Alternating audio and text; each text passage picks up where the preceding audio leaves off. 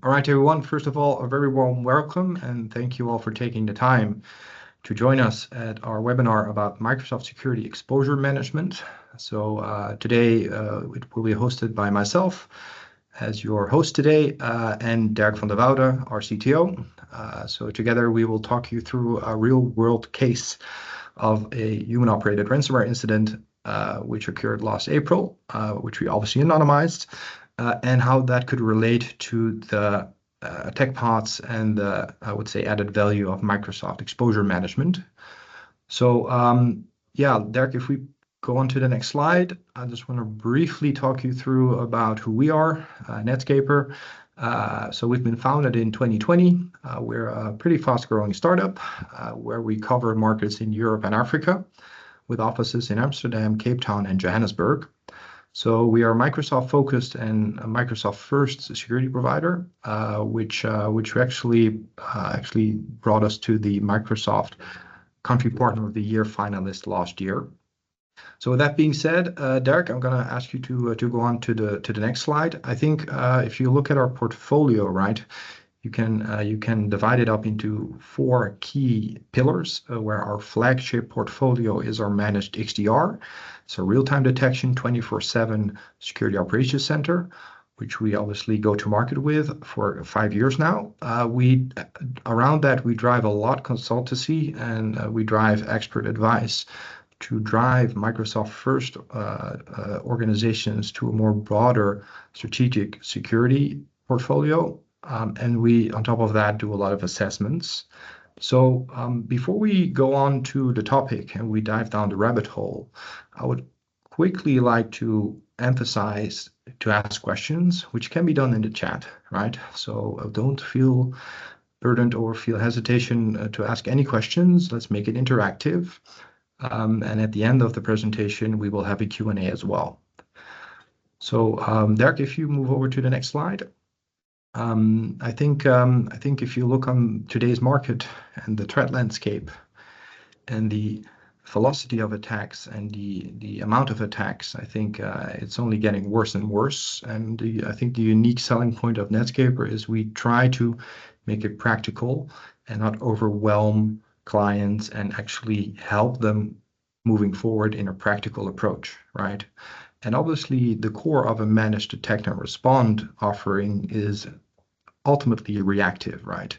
But the power of a service provider like Nedscaper is to make it truly holistic and really move into a more preventative state and try and learn from the patterns of the incidents and attacks and how those relate to your crown jewels and the broader threat landscape outside of your organization and which assets and vulnerabilities need to be looked after.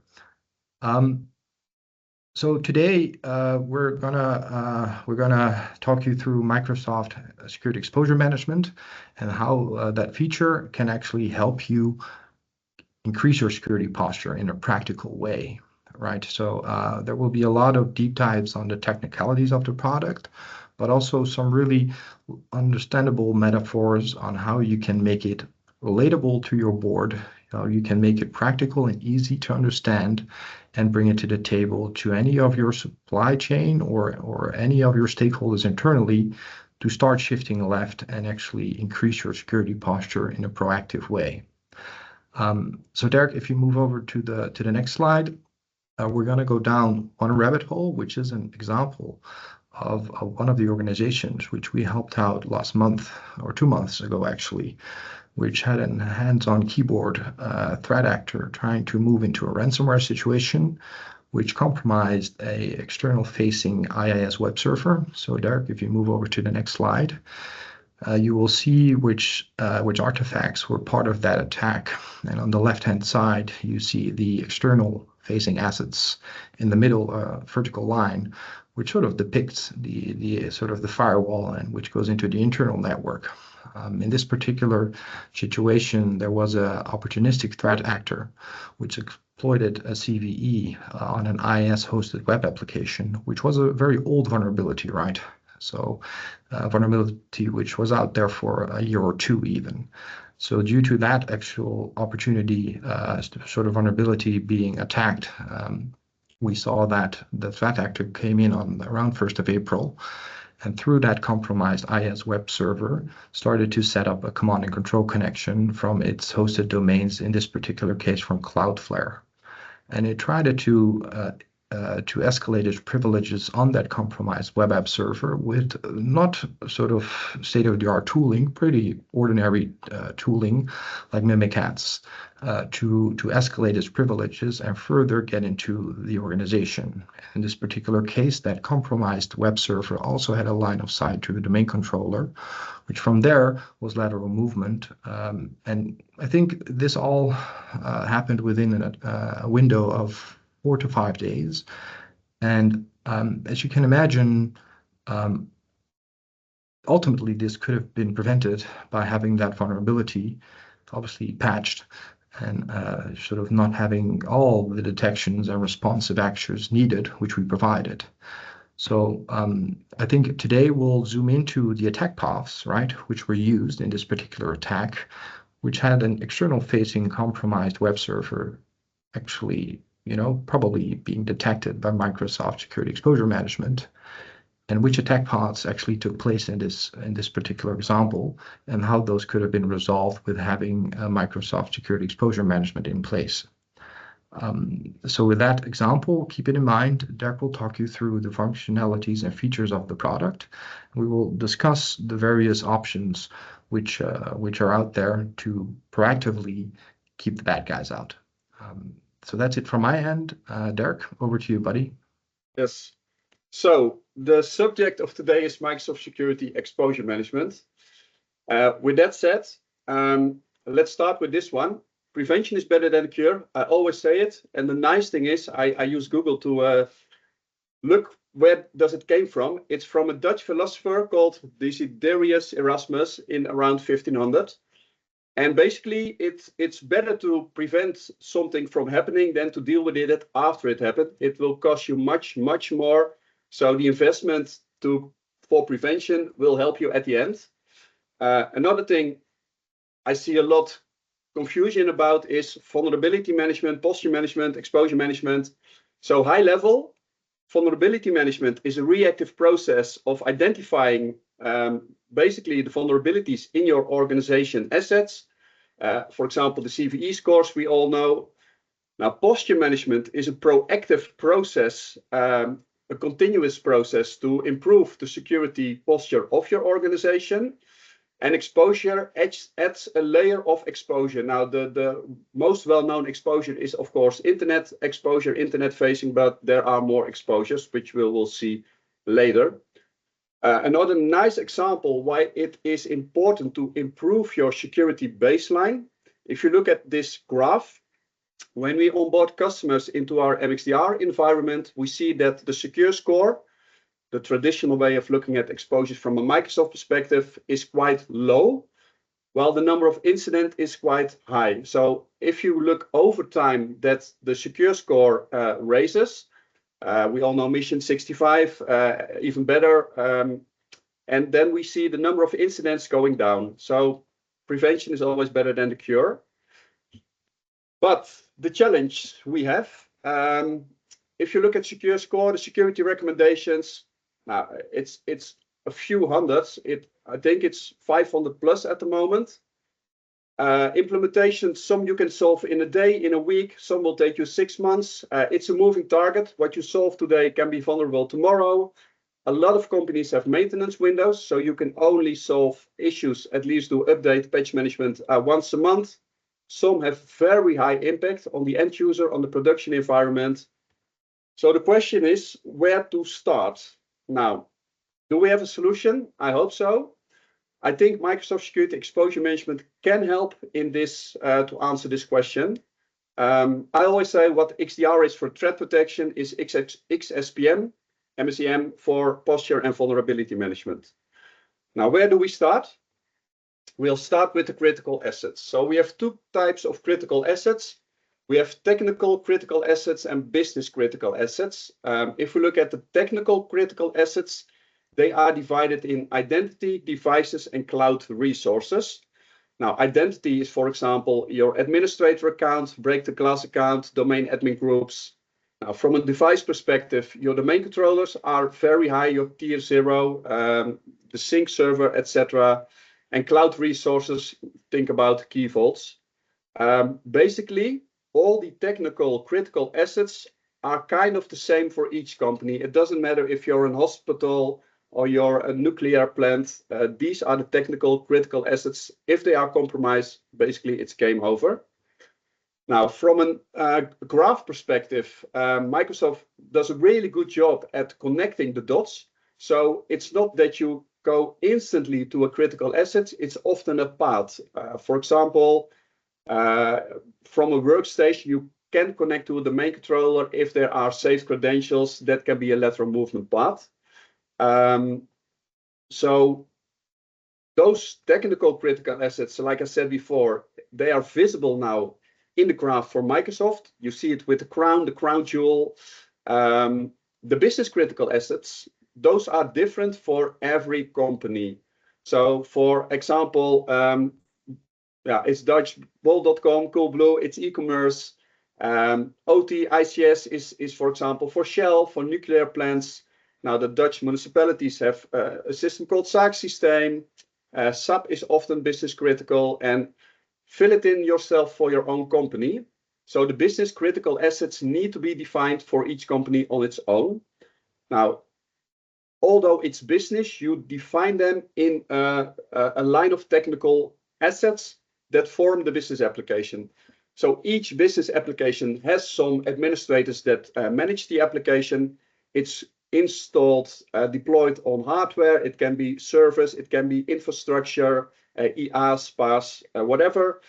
Then there are applications often connected to a database which hold the data. So from a business application perspective, it's a combination of different assets which you can assign as critical for your infrastructure. So with that said, let's go over to the first main feature of exposure management, and it's called attack paths. Now, attack paths is a series of step techniques used by an attacker to gain access to the environment. Now, the entry point, patient 0, and it's entered via exposed assets to, at the end, compromise your critical assets. For example, if a server is connected to the internet, it has a vulnerability, it holds sensitive data, this is your attack path. The hacker does a mass scan, it finds some vulnerable or open ports with vulnerabilities, and it has access to your data. Now, a nice example, if you connect a server to the internet via a public IP address and you open the RDP port 3389, within 5 minutes, you will see brute force attacks on the server because of all the people that are using mass scans, and if they see something, they try to compromise it. Now, often when it's related to RDP, you'll see that it's trying to use the administrator name because that's the default name in your Active Directory, and just use a password list until it finds something. So here you can see these kind of attacks could be prevented. At least they are made visible in the portal, which we'll see later. Now, we have 3 types of attack paths: on-premises, hybrid, and cloud. Now, the on-premises attack path, it's an old feature that exists quite for some time.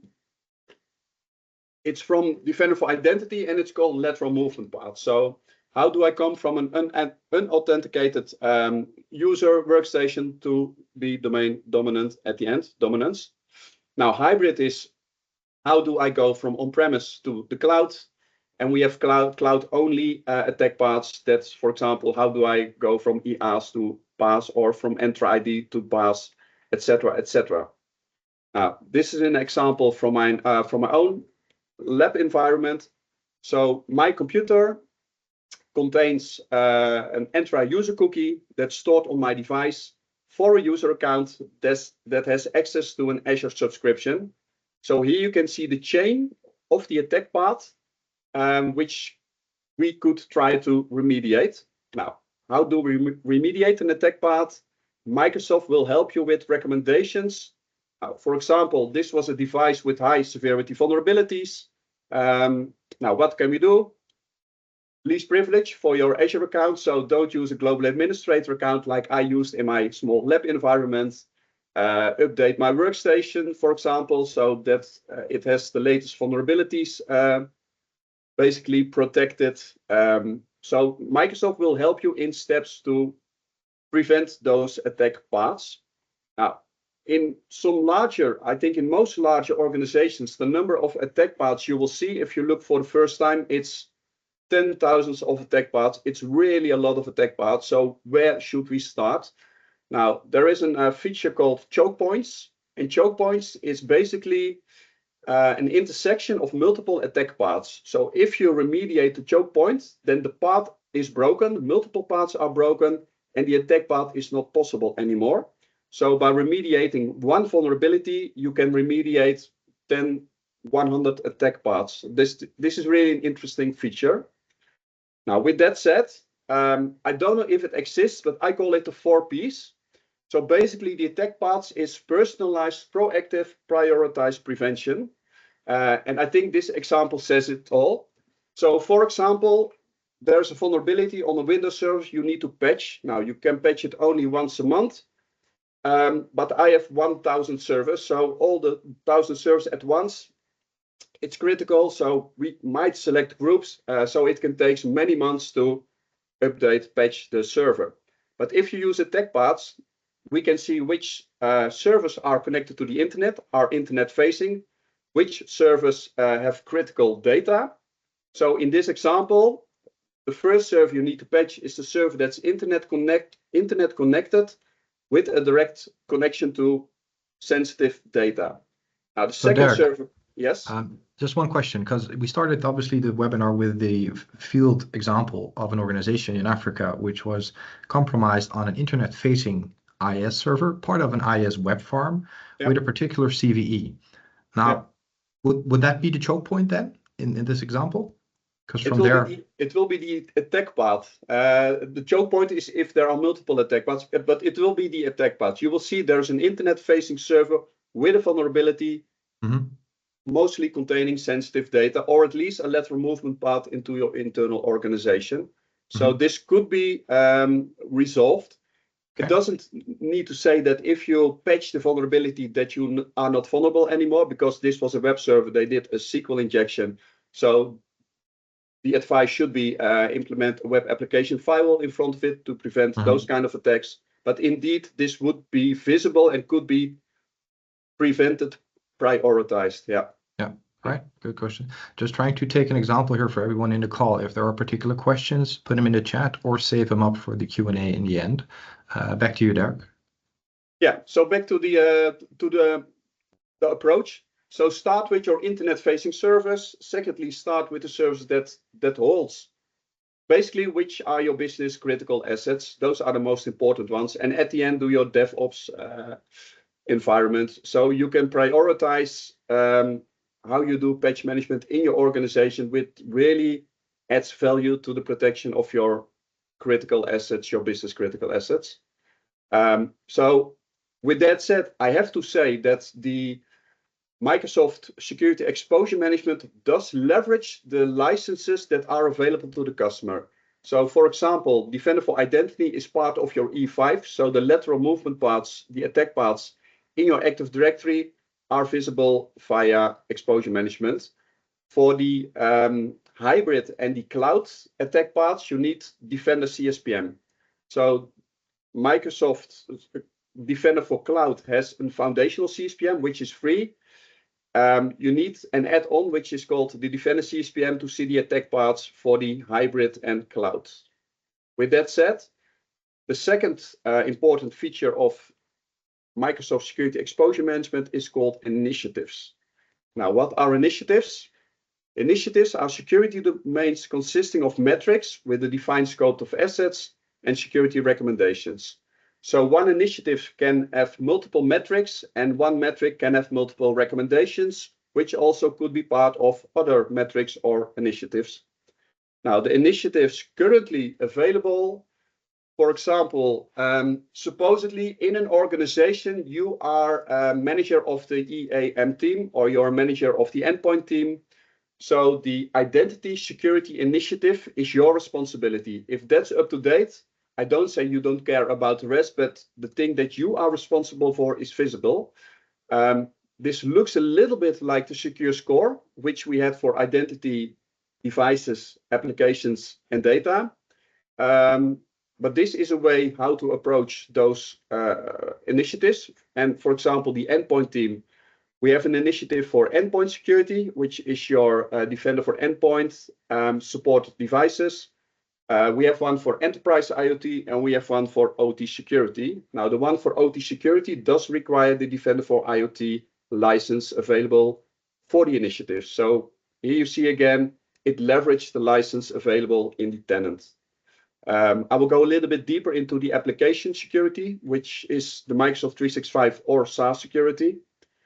The second security domain is, I think this one is important for the CISO. So basically, how am I protected against certain well-known threats? Now, we all know business email compromise, the financial fraud, or the ransomware protection. Now, the business email compromise, it's kind of the same as the adversary in the middle attack. It's compromising your Entra ID identity and then have access to, for example, Teams or Exchange.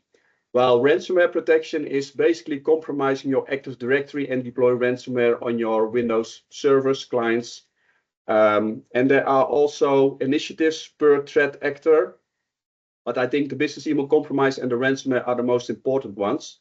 What you see in here, that it's a combination of multiple initiatives. So business email compromise, if you basically mitigate all now, do the security recommendations, you will see the identity security go up, but also the SIS M365 benchmark security will go up.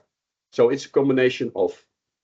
Now, we have some, call it premium initiatives. So these do require premium security products from Microsoft, like Defender CSPM, like Defender EASM. So it's cloud security, critical asset protection, external attack surface management, and vulnerability management.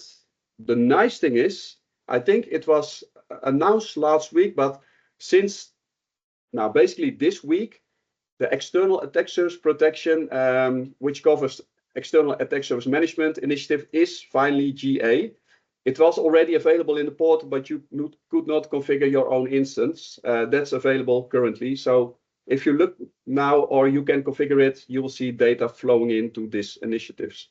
I think it's a nice one. The last one, it's zero trust, very important, of course. Now, let's look at some examples. So the SaaS security initiative is basically an initiative on all SaaS applications.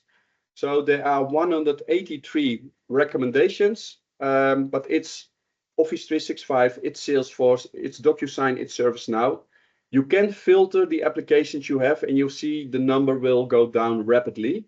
If you only have Microsoft 365, then do the Microsoft 365 SIS benchmark recommendation. Now, here you can see different metrics related to the initiative. So we have one initiative, but we have 12 security metrics. So we have a metric about access control, we have a metric about accessing data, etc., etc. So those metrics are a combination of multiple security recommendations. And the security recommendations, we all know them from Secure Score. They are basically kind of the same. So now I think, Derek, maybe if I might ask one more question. Yeah. If we look at this topic, right, and when we go back to the real world example of this organization where they had IaaS web service in the DMZ running Defender for Endpoint, right, P2, that domain controller, which ultimately wasn't compromised due to us preventing it, but that had MDI running on it, correct? Yeah, so the attack path would be visible from the server in the DMZ to the domain controller. Now that's a red flag because you don't want Active Directory connected servers in your DMZ, for example, but it would make it visible indeed. So that's the prevention. The detection indeed, after the compromise, it was seen by Defender for Endpoint and Defender for Identity. Yeah. Right. Sorry, go ahead, Ben. Back to you. So look at did security recommendations ensure multi-factor authentication is enabled for all users. On the right, you will see it's part of 5 metrics. And on the left, you see it's part of 6 initiatives. So you will see if you basically create a better baseline, patch your vulnerable system, implement security measures, you will see multiple metrics and multiple initiatives go up in value. But you can decide for yourself where your priority is, what your responsibility is. Now, one tip from me. So if you combine all the initiatives in this overview, you will see on the top, there are the assets within your organizations. And each attack starts from, I think, the top 3 assets as you see in here. So identity compromise, device compromise by, I don't know, accessing port 3389, downloading software as an end user, or infrastructure compromise is PaaS services are connected to the internet. My advice would be focus on these 3. If those are kind of to a certain security, baseline security level, then you can go down a little bit deeper and look at applications or data, etc., etc. If I combine the features of exposure management, of course, it's not black and white, but I think the attack surface feature is mostly for the security teams to look at and do recommendations because of their security responsibility. The exposure insights, it's kind of maintenance of the environment via a business view. So you can better prioritize how do I want to make my environment more safe. And finally, my call to action. So if you haven't looked at exposure management, it's in every portal, security.microsoft.com. It's on the top. If you go to the overview page, there is a critical asset summary. And I think the most important one is internet-facing critical devices. So if there's a number more than 0, my advice would be, please look at those servers because that's your starting point for using Microsoft Security Exposure Management.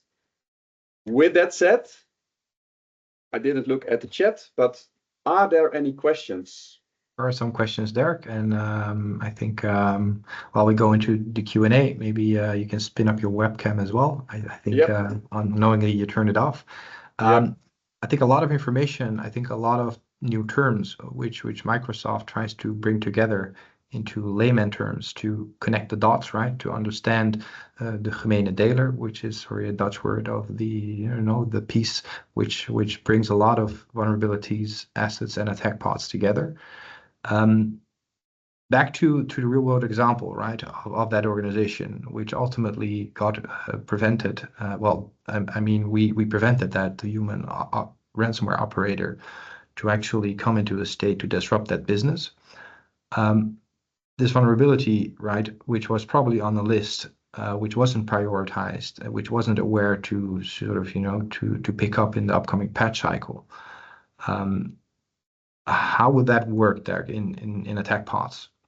I think you have to look at it like this. A vulnerability on its own, it's important, not that important. Each attack consists of multiple steps, right?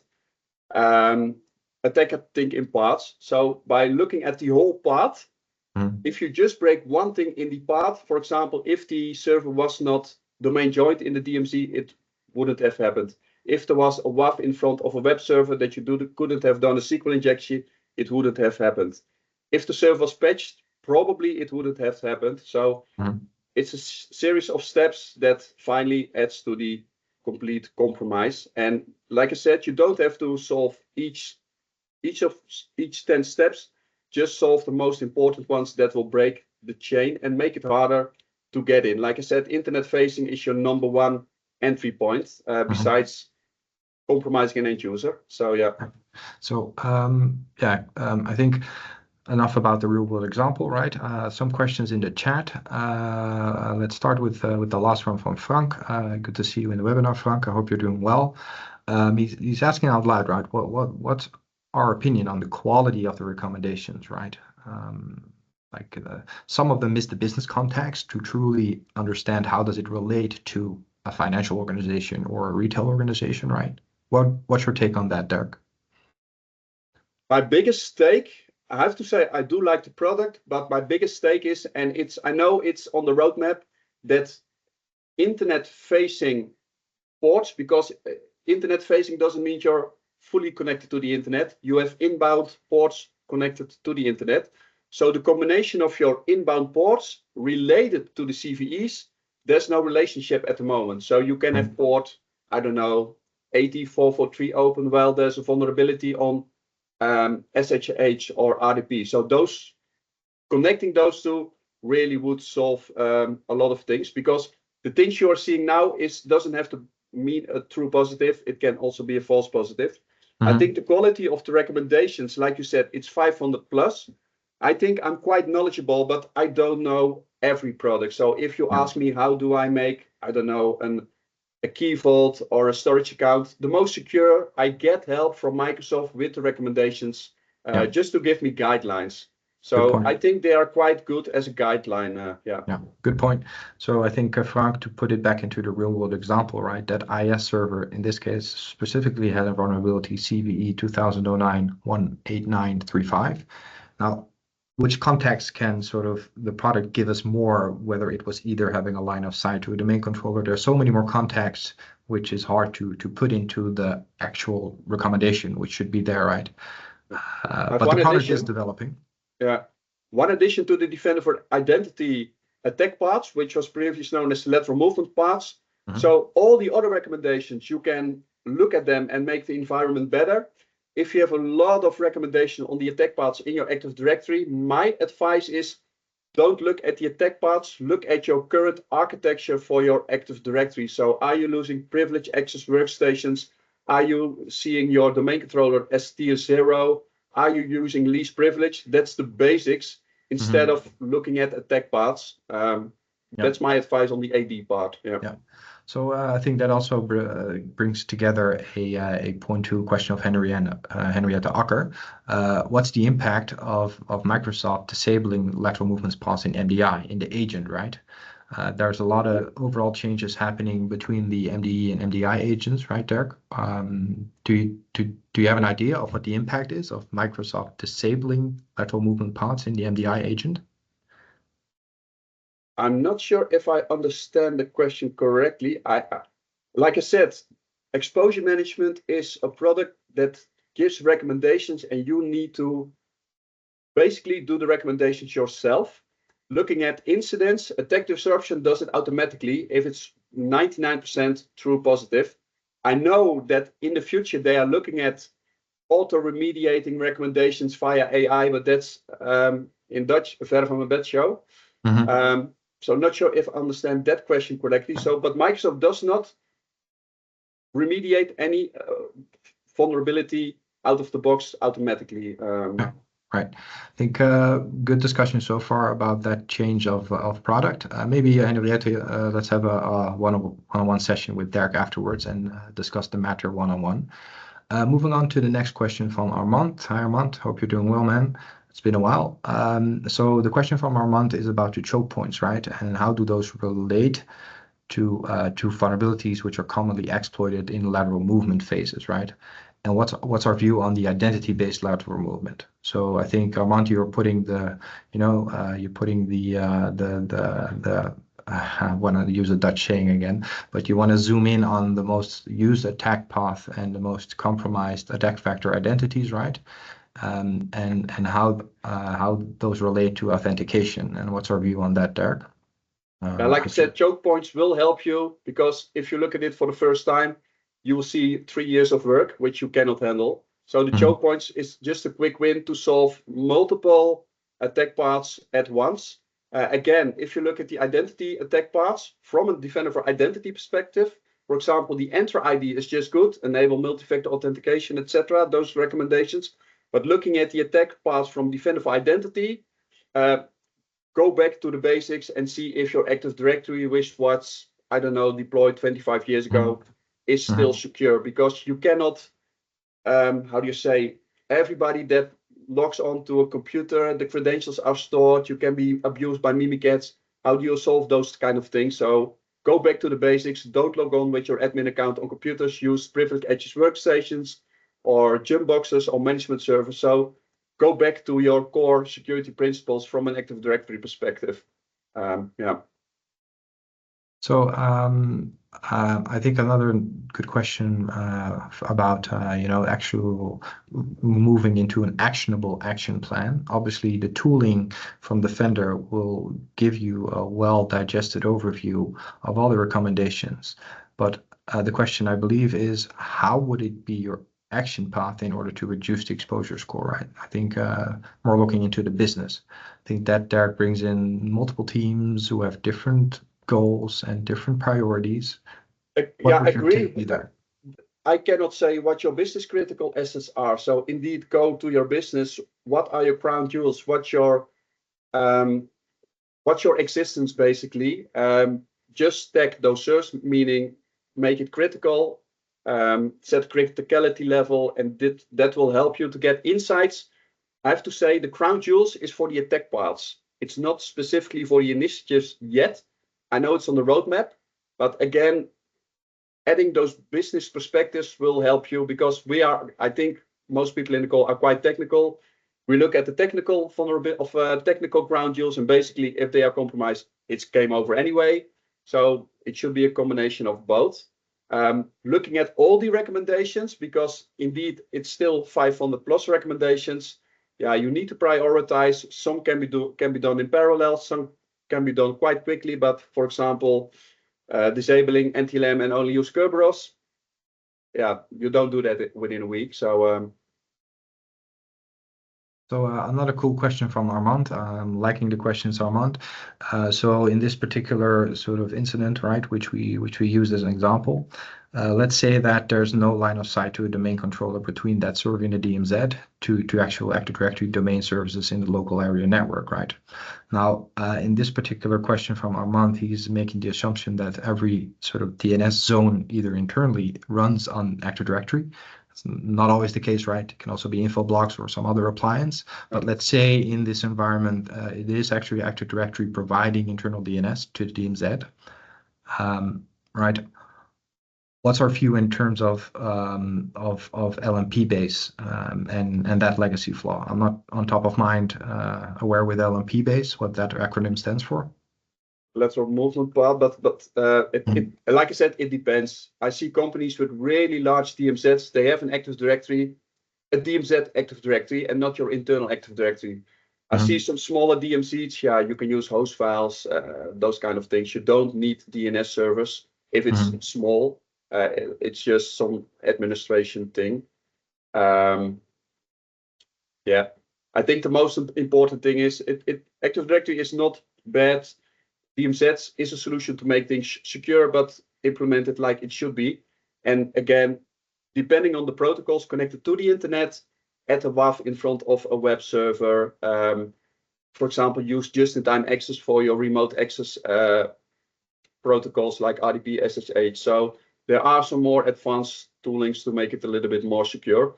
I'm not going to promote the Microsoft SASE solution, Secure Service Edge, but basically with that solution, you can connect to the internal environment, leverage conditional access without zero inbound access from the internet with open ports or public IP addresses. So that's another part. Yeah.